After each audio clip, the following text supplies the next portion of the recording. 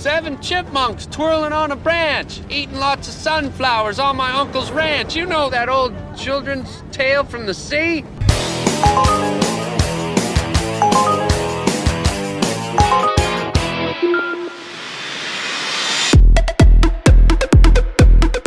What is up, y'all? This is Mission Uber, the YouTube channel that documents my journey as I drive down the debt and have an iced coffee from Tim Hortons, the unofficial sponsor of Mission Uber Trivia. Quick video here on something that all of us drivers think about.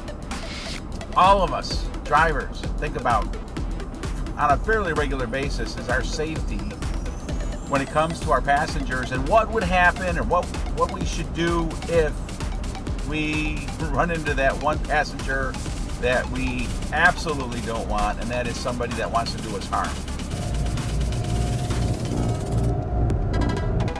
There are many videos online about self-defense inside a car, and you go ahead and watch those videos.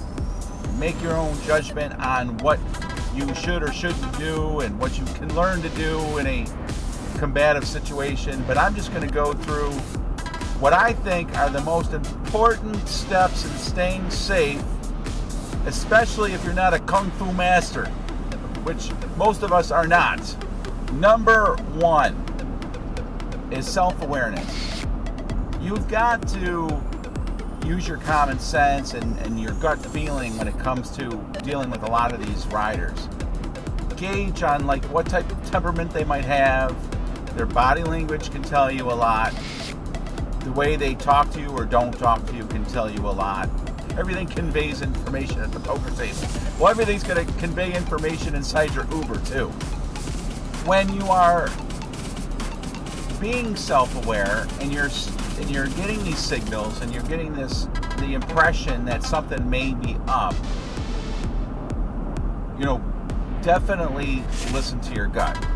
If you see a guy walking up to your Uber and it's just not the right area and you've got things going on around you, if you're not feeling good about that situation, right, your radar is up,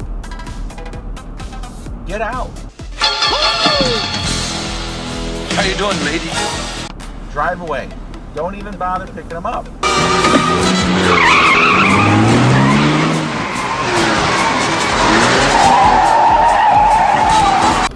If you're in a situation and it just doesn't feel right, drive away. You'll know. Number 3, engage with them. Start talking to them. My feeling is, maybe I'm naive here, but I feel as if you really engage the person and you show them that you are interested in them and you care about who they are and what they're doing. Who they might think, this dude is too nice, I do not want to take his money. Unless, of course, somebody comes up with 6-minute abs, then you're in trouble, huh? 7, man, that's the number. 7 chipmunks twirling on a branch, eating lots of sunflowers on my uncle's ranch. You know that old children's tale from the sea? And now, of course, depending on what type of rider you have and how abusive they're being, you definitely have the option of telling them to get out of your car. You do not have to put up with abuse, and you certainly do not have to put up with somebody that you think could somehow in some way harm you. Of course, be careful depending on how bad or crazy they might be. That might cause even more problems telling them to get out of the car.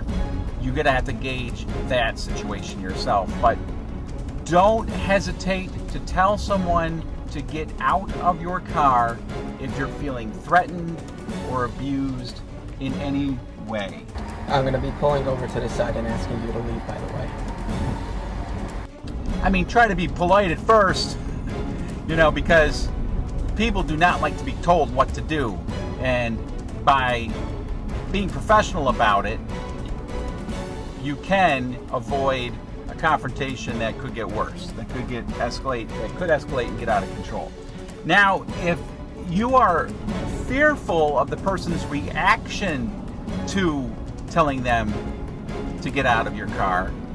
Then, depending on how bad the situation is, how threatened you feel, how much danger you think that you are in, it might be better for you to get out of the car.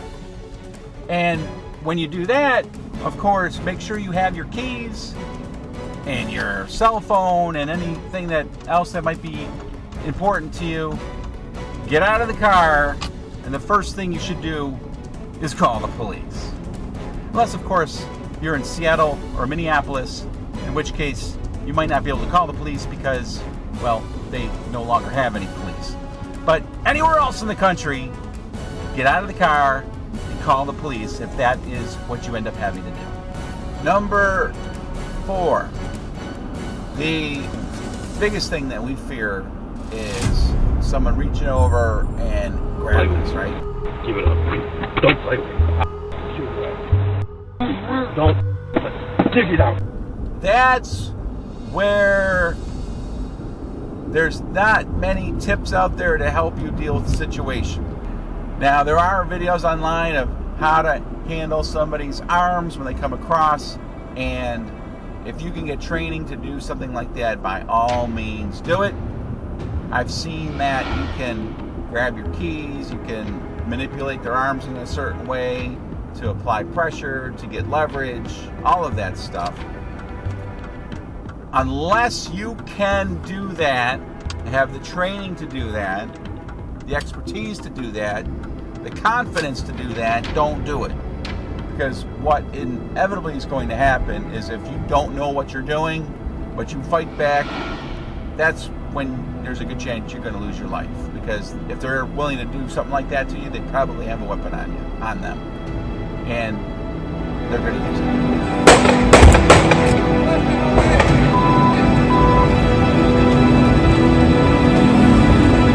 I highly suggest that you get your pistol permit and have a pistol in your car.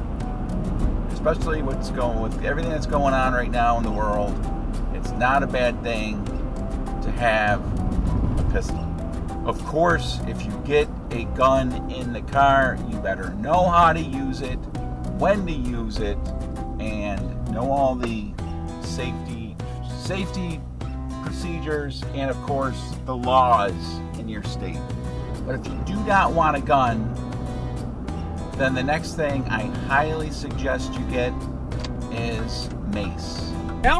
Yeah, I'm giving you. Yeah. Yeah. Call the police. Whether it's drive Uber or anything else, is this pepper spray stuff it's bad. Pam, please call security.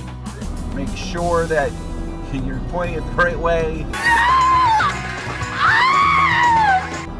So that's kind of like a little overview of the safety in an Uber. That was on my mind this morning, and I wanted to share it. So make sure you're subscribed to my YouTube channel. Hit the notifications bell. Give the video a thumbs up. And comment below with love and humor. For now, this is Steve the Mission Uber.